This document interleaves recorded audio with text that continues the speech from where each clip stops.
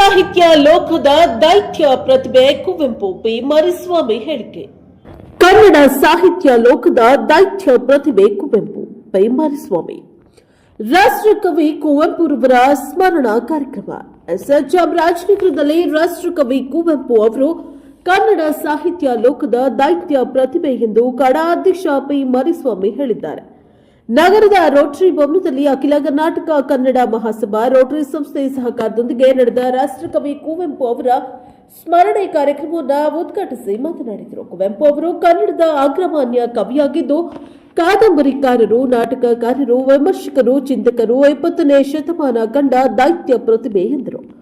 ಮಹಾರಾಜ ಕಾಲೇಜಿನಲ್ಲಿ ವ್ಯಾಸಂಗ ಮಾಡಿದ ಅವರು ಅಲ್ಲೇ ಪ್ರಾಧ್ಯಾಪಕರಾಗಿ ಉತ್ತಮ ಸೇವೆ ಸಲ್ಲಿಸಿ ಒಳ್ಳೆಯ ಹೆಸರು ಪಡೆದು ಮೈಸೂರು ವಿಶ್ವವಿದ್ಯಾನಿಲಯ ಉಪಕುಲಪತಿಗಳಾಗಿ ಅವರ ಕನಸಿನ ಕೂಸಾದ ಮಾನಸ ಗಂಗೋತ್ರಿಯನ್ನ ಕಟ್ಟಿ ಬೆಳೆಸಿದ ಕೀರ್ತಿ ಕುವೆಂಪು ಅವರಿಗೆ ಸಲ್ಲುತ್ತದೆ ಎಂದರು. ಮನುಜಮತ ವಿಶ್ವಪಥ ಕುವೆಂಪು ಅವರ ಮೂಲ ಮಂತ್ರ. ಅಧ್ಯಕ್ಷತೆ ವಹಿಸಿದ್ದ ಹೆಚ್ಚುವರಿ ಜಿಲ್ಲಾಧಿಕಾರಿ ಟಿ ಜವರೇಗೌಡ ಮಾತನಾಡಿ, ನಾಡಿನ ಭೂಮಂಡಲದಲ್ಲಿ ಕನ್ನಡ ಭಾಷೆ ಇರುವ ತನಕ ರಾಷ್ಟ್ರಕವಿ ಕುವೆಂಪು ಅವರ ಹೆಸರು ಚಿರಸ್ಥಾಯಿಯಾಗಿ ಉಳಿಯುತ್ತದೆ. ಅವರು ಶ್ರೀರಾಮಾಯಣ ದರ್ಶನ ಮೂಲಕ ಹೊಸ ದರ್ಶನ ನೀಡಿದ್ದಾರೆ. ಅವರ ಚಿಂತನೆಗಳು ಯಾವ ಧರ್ಮ ಮತಗಳ ಮೀರಿ ಆಚೆಗಿತ್ತು. ಧರ್ಮ ಜಾತಿ ಇವುಗಳ ತಿರಸ್ಕರಿಸಿದರೂ ಮನುಜಮತ ವಿಶ್ವಪಥ ಅವರ ವಿಶ್ವಮಾನವ ಸಂದೇಶದ ಮೂಲ ಸೂತ್ರವಾಗಿದೆ ಎಂದರು. ರಾಷ್ಟ್ರೀಯ ಅಹಿಂದ ಜಿಲ್ಲಾಧ್ಯಕ್ಷ ಕೆಎಸ್ ರೇವಣ್ಣ ಕೆರೆಹಳ್ಳಿ, ಪ್ರಾಂಶುಪಾಲ ರಂಗಸ್ವಾಮಿ ಅವರನ್ನ ಸನ್ಮಾನ ಮಾಡಲಾಯಿತು. ಅಖಿಲ ಕರ್ನಾಟಕ ಕನ್ನಡ ಮಹಾಸಭಾದ ಅಧ್ಯಕ್ಷ ಚಾರಂ ಶ್ರೀನಿವಾಸ ಗೌಡ ಪ್ರಾಸ್ತಾವಿಕ ಭಾಷಣ ಮಾಡಿದರು. ರೋಟರಿ ಅಧ್ಯಕ್ಷ ಕಾಗಲ್ವಾಡಿ ಚಂದ್ರು, ತಾಲೂಕಾ ಕನ್ನಡ ಸಾಹಿತ್ಯ ಪರಿಷತ್ತು ಅಧ್ಯಕ್ಷ ಸುರೇಶ್ ಎನ್ನ ಗುಗ್ವದ್ದಿ, ಕನ್ನಡ ಮಹಾಸಭಾದ ಗೌರವಾಧ್ಯಕ್ಷ ಮುರಳಿ ಮಾತನಾಡಿದರು. ಕಾರ್ಯಕ್ರಮದಲ್ಲಿ ಉದ್ಯಮಿ ಶ್ರೀನಿಧಿ ಕುದರ್, ಪಾಂಡ್ಯದ ಹುಂಡಿ ರಾಜು, ಹುಮ್ಮ ಲೋಕೇಶ್, ರಂಗನಾಥ್, ನಿಜಧ್ವನಿ ಗೋವಿಂದರಾಜು, ರಾಮಚಂದ್ರ ಪ್ರಸಾದ್, ರಾಜಪ್ಪ, ಅರುಣಕುಮಾರ ಗೌಡ, ಮುತ್ತುರಾಜ, ಗೌಸ್, ತಾಂಡವ ಮೂರ್ತಿ ಇತರರು ಹಾಜರಿದ್ದರು. Bureau report Humma Nanjundanayaka, Prajaprabha TV Chamarajanagara. Bureau report Humma Nanjundanayaka, NKS TV 4 Chamarajanagar.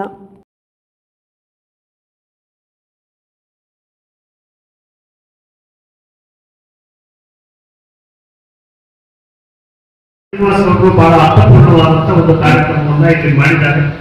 ಕಾರಣ ಇಷ್ಟೇ, ಕುವೆಂಪು ಅವರು ಅವರ ಸ್ಮರಣೆ ಮಾಡ್ತಕ್ಕಂಥದ್ದು ಒಂದು ಸಂಸ್ಥೆ, ಒಂದು ಸಾರ್ವಜನಿಕವಾದಂತಹ ಹಿತಾಸಕ್ತಿ ಇಟ್ಕೊಂಡು ಈ ಕಾರ್ಯಕ್ರಮವನ್ನು ಮಾಡ್ತಾ ಇದ್ದಾರೆ. ಕುವೆಂಪು ಅವರ ಹೆಸರನ್ನ ಕೇಳದೇ ಇರ್ತಕ್ಕಂಥ ಕನ್ನಡಿಗರೇ ಇಲ್ಲ. ಈ ನಾಡಿನಲ್ಲಿ, ಈ ಒಂದು ಭೂಮಂಡಲದಲ್ಲಿ ಕನ್ನಡ ಭಾಷೆ ಎಲ್ಲಿಯ ತನಕ ಇರುತ್ತೋ ಅಲ್ಲಿಯ ತನಕ ಕುವೆಂಪು ಅವರ ಹೆಸರು ಚಿರಸ್ಥಾಯಿಯಾಗಿ ಶಾಶ್ವತವಾಗಿ ಇರ್ತದೆ ಅಂತ ನಾನಾದ್ರೂ ಅಂದ್ಕೊಂಡಿದ್ದೀನಿ. ಯಾಕೆ ನಾವು ಈ ಒಂದು ಕುವೆಂಪು ಅವರನ್ನ ಇಷ್ಟೊಂದು ವಿಶೇಷವಾಗಿ ನಾವು ಸ್ಮರಣೆ ಮಾಡ್ಕೊಳ್ತಾ ಇದ್ದೀವಿ ಅಂದ್ರೆ, ಅವರ ಚಿಂತನೆಗಳು, ಅವರ ಆಲೋಚನೆಗಳು, ಅವರ ದರ್ಶನ, ಶ್ರೀರಾಮಾಯಣ ದರ್ಶನಂ ಅಂತ ಕಾವ್ಯಕ್ಕೆ ಇಟ್ಟಿದ್ದಾರೆ. ರಾಮಾಯಣ, ವಾಲ್ಮೀಕಿ ರಾಮಾಯಣ ಎಲ್ಲರೂ ಓದಿದ್ದೀವಿ, ಆದ್ರೆ ಹೊಸ ದರ್ಶನವನ್ನ ಈ ನಾಡಿಗೆ ರಾಮಾಯಣದ ಮೂಲಕ ನೀಡಿರ್ತಕ್ಕಂಥವರು ವಾಲ್ಮೀಕಿಯವರು, ಕುವೆಂಪುರವರು. ಅವರು ಅವರ ಚಿಂತನೆ ಯಾವ ಧರ್ಮ ಮತ ಅವುಗಳನ್ನ ಮೀರಿ ಅದರ ಆಚೆಗೆ ಇದ್ದಂತ ಧರ್ಮ ಜಾತಿ ಇವುಗಳನ್ನು ತಿರಸ್ಕರಿಸಿದಂಥವರು. ಮನುಜ ಮತ ವಿಶ್ವಪಥ ಅವರ ಒಂದು ಮೂಲ ಮಂತ್ರ. ಮನುಷ್ಯನೇ ಒಂದು ಜಾತಿ, ಮನುಜ ಮತವಾಗಬೇಕು, ವಿಶ್ವಪಥವಾಗಬೇಕು ಅಂತಕ್ಕಂಥದ್ದು ಅವರ ಒಂದು ಚಿಂತನೆ. ಹಾಗಾಗಿ ಹೇಳ್ತಾರೆ, ಗುಡಿ ಚರ್ಚು ಮಸೀದಿಗಳ ಬಿಟ್ಟು ಬಂದು ಬಡತನವ ಗುಣಮುಟ್ಟಕ್ಕಿಲ್ಲ ಬಂದು. ಅಂದ್ರೆ ಎಲ್ಲ ಧರ್ಮಗಳಲ್ಲಿ ನೀವು ಸಿಲುಕೊಂಡಿದ್ದೀರಿ. ಗುಡಿ, ಚರ್ಚು, ಮಸೀದಿ ಇವು ಸಾಂಕೇತಿಕ. ಗುಡಿ ಅಂದ್ರೆ ಹಿಂದೂ, ಚರ್ಚು ಅಂದ್ರೆ ಮುಸ್ಲಿಂ, ಮತ್ತೆ ಮಸೀದಿ ಅಂದ್ರೆ ಮುಸ್ಲಿಂ, ಚರ್ಚು ಅಂದ್ರೆ ಕ್ರೈಸ್ತ. ಅಂದ್ರೆ ಯಾವುದೋ ಒಂದು ಧರ್ಮಕ್ಕೆ ನೀವು ಸೀಮಿತರಾಗಿ ಒಂದೊಂದು ಧಾರ್ಮಿಕವಾದಂತಹ ಧರ್ಮಾಸ್ಪರ್ಧೆ ಇಟ್ಟುಕೊಂಡು ಧರ್ಮಾಂತತೆಯನ್ನು ಬೆಳೆಸ್ಕೊಳ್ಬೇಡಿ. ಇವುಗಳೆಲ್ಲವನ್ನು ಬಿಟ್ಟು ಆಚೆ ಬನ್ನಿ. ಮನುಷ್ಯತ್ವದ ಏಳಿಗೆಗಾಗಿ, ಮಾನವತ್ವದ ಉದ್ಧಾರಕ್ಕಾಗಿ ನೀವು ಶ್ರಮಿಸಿ ಅಂತೇಳಿ ಮನುಷ್ಯತ್ವಕ್ಕೆ ಬೆಲೆ ಕೊಟ್ಟಂತ ಮಾನವತಾವಾದಿ.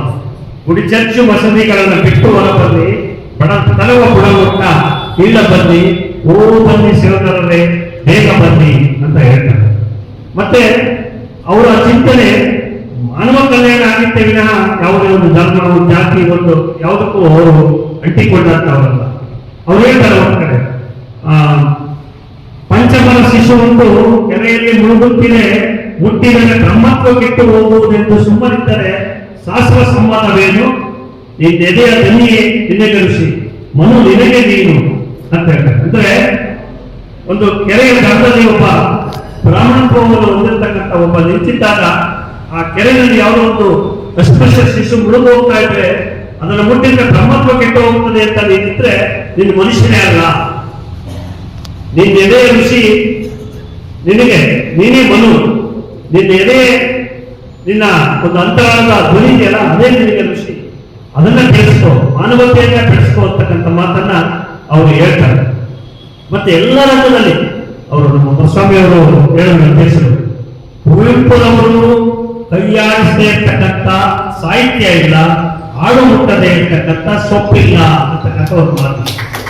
ಅಂದ್ರೆ ಹಾಡು ಒಂದು ಕಾಡಿನಲ್ಲಿ ಹೋದಾಗ ಎಲ್ಲ ಜಾತಿಯ ಸೊಪ್ಪನ್ನು ಮೇಯುತ್ತಲ್ಲ, ಆ ರೀತಿ ಕುವೆಂಪು ಅವರು ಎಲ್ಲ ಸಾಹಿತ್ಯದ ಪ್ರಕಾರಗಳಲ್ಲಿ ಕಾವ್ಯ, ಕಾದಂಬರಿ, ನಾಟಕ, ವಿಮರ್ಶೆ, ಸಣ್ಣ ಕಥೆ, ಹೀಗೆ ಜೀವನ ಚರಿತ್ರೆ, ಹೀಗೆ ಎಲ್ಲ ಸಾಹಿತ್ಯದ ಪ್ರಕಾರಗಳಲ್ಲಿ ಅವರು ಸಾಹಿತ್ಯವನ್ನು ರಚಿಸಿದ್ದಾರೆ.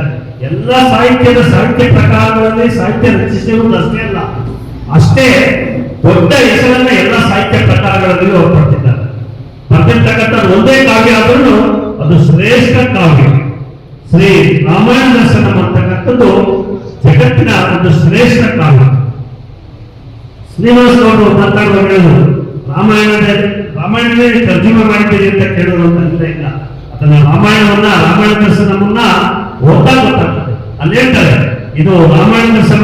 ಅವರು ಶ್ರೀ ರಾಮಾಯಣ ದರ್ಶನಂ ಆ ಕಾವ್ಯವನ್ನ ಅವ್ರಿಗೆ ವಿದ್ಯಾಭ್ಯಾಸ ಸಮಯದಲ್ಲಿ ಕಾಲೇಜಲ್ಲಿ ಪಾಠ ಹೇಳ್ತಿದ್ದಂತ ಶ್ರೀ ವೆಂಕಣ್ಣಯ್ಯ ಅಂತಕ್ಕಂಥವ್ರು, DS ವೆಂಕಣ್ಣಯ್ಯ ಅಂತಕ್ಕಂಥ ಗುರುಗಳು, ಅವರೇ ಆ ಕಾವ್ಯವನ್ನ ಅರ್ಪಣೆ ಮಾಡಿದ್ದಾರೆ. ಅರ್ಪಣೆ ಮಾಡತಕ್ಕಂಥ ಸಂದರ್ಭದಲ್ಲಿ ವಾಸ್ತವಿಕ ಸಂದರ್ಭದಲ್ಲಿ ಹೇಳ್ತಾರೆ, ಕನ್ನಡದ ಬೇರೆ ಕಥೆ ಎಂಬಂತೆ, ಬೇರೆ ಮೈಯ ಅಂತಂತೆ, ಮರುಮುಟ್ಟು ಒಳದಂತೆ ಮೂಡಿದ ಈ ಕಾವ್ಯವನ್ನು ವಿಶ್ವವಾಣಿಯ ಮುಡಿಗೆ ಮಣಿ ಮಾಡಿ ನಿಮ್ಮ ಕೃಪೆಯಿಂದ.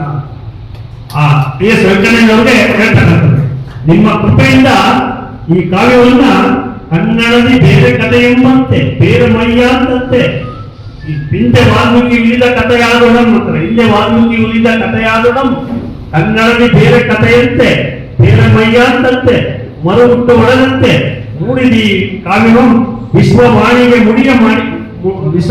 ಮುಡಿಗೆ ಮಣಿ ಮಾಡಿ ನಿಮ್ಮ ಕೃಪೆಯಿಂದ. ಸಕ್ಕದ ಸಭೆಗೆ ನೀವು ಅಧ್ಯಕ್ಷರಾಗ್ತವೆ, ಹಿರಿಯರಿಗೆ ಆಡ್ಬೇಕು, ಹೇಳುವುದು ಆಶೀರ್ವಾದಂ ಅಂತ ಬಹಳ ವಿನಮ್ರತೆಯಿಂದ ಅವರು ಗುರುವನ್ನ ಬೇಡ್ಕೊಳ್ತಾರೆ. ಹಿರಿಯರಿಗೆ ಆಡ್ಬೇಕು, ಹೇಳುವುದು ಆಶೀರ್ವಾದಂ ಅಂತ. ಯಾಕೆ ಈ ಕಾವ್ಯವನ್ನು ಅವ್ರಿಗೆ ಅರ್ಪಿಸ್ತಾರೆ ಅಂತಕ್ಕಂಥದ್ದಕ್ಕೂ ನಾವು ಹೊರಗಡೆ ಹೋರಾಟ ಮತ್ತು ಕಾರ್ಯಕ್ರಮ ಎಲ್ಲ ನಿರಂತರವಾಗಿ ಮಾಡ್ಕೊಂಡು ಬಂದಿದ್ದೀವಿ. ಅವರು ಜಗತ್ತಿನಲ್ಲಿ ಯುಗದಲ್ಲಿ ಮತ್ತು ಈ ಜಗತ್ತಿಗೆ ಇಷ್ಟವಾದ ಸಂದೇಶವನ್ನು ಸಾಧಿಸಿಕೊಂಡು ಬಳಸಬೇಕು. ಮತ್ತು ನಮ್ಮ ಕನ್ನಡಕ್ಕೆ ಮೊಟ್ಟ ಮೊದಲ ಕನ್ನಡಪೀಠ ಪ್ರಶಸ್ತಿ ರಾಮಾಯಣ ದರ್ಶನ ಕೃತಿಗೆ ಜ್ಞಾನಪೀಠವನ್ನ ತಲುಪುವುದರ ಮೂಲಕ ನಮ್ಮ ಕನ್ನಡ ಸಾಹಿತ್ಯದ ಕೀರ್ತಿ ಬದಲಾವಣೆಯನ್ನ ವಿಶ್ವ ಮಟ್ಟಕ್ಕೆ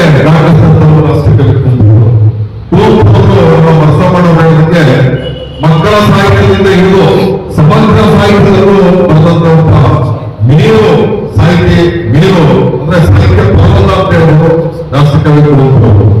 ಮತ್ತು ಅವರು ಬರೆದಂತ ರಾಮಾಯಣ ಒಂದೇ ವಿಚಾರ ಹೇಳಿದ್ರೆ ಮಾತ್ರ ರಾಮಾಯಣದಲ್ಲಿ ಅವರು ಎಷ್ಟು ಚೆನ್ನಾಗಿ ರಾಮಾಯಣ ದರ್ಶನ ಮಾಡ್ತಾರೆ. ಅವರು ಬರೆದಂತ ಸಂದರ್ಭದಲ್ಲಿ ವರ್ಣನೆ ಮಾಡಿದ್ದಾರೆ ಅಂತಂದ್ರೆ ಅವರು ಕಲಾನಾಯಕ ಅಂತ ಯಾರು ತೋರಿಸಿದರು. ರಾವಣನು ಕಲಾನಾಯಕ ತರಗತಿಯನ್ನ ಆರಂಭಿಸಿದ್ದಾರೆ. ಕನ್ನಡದಲ್ಲೇ ಪಠ್ಯಪುಸ್ತಕಗಳನ್ನ ಮಾಡಿ ಕಾಲೇಜುಗಳಲ್ಲಿ ಕನ್ನಡದ ಮಾಧ್ಯಮ ತರಗತಿಗಳನ್ನ ಸಹ ಇವರು ಆರಂಭಿಸ್ತಾರೆ. ಮತ್ತು ಇವರಿಗೆ ಮದುವೆನೂ ಸಹ ಹೇಮಾವತಿ ಅಂತ ಇವರ ಪತ್ನಿ.